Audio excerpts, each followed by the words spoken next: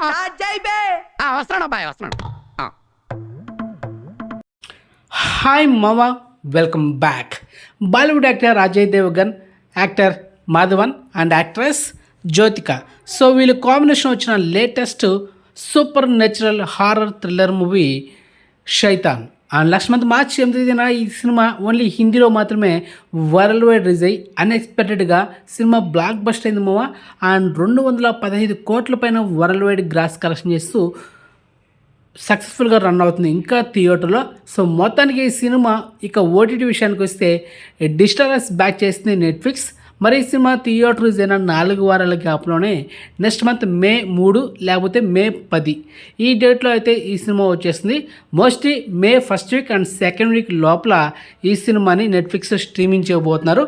మరి ఈ సినిమా హిందీలో థియేటర్ రిలీజ్ అయింది కానీ తెలుగు తమిళ్లో రిలీజ్ చేయలేదు. మరి ఈ సినిమా ఓటీటీ వర్షన్లో తెలుగులో రిలీజ్ చేస్తారా అండ్ తమిళ్లో స్ట్రీమింగ్ చేస్తారనేది డౌటే. ఒకవేళ ఈ సినిమా నెట్ఫ్లిక్స్లో మల్టీప్లాడీలో తెలుగులో కూడా స్ట్రీమింగ్ చేస్తే గనక మీకైతే రికమెండ్ చేసిన సినిమా తెలుసు కదా, ఆల్రెడీ బ్లాక్ బస్టర్ కాబట్టి best recommended movie. So don't miss it.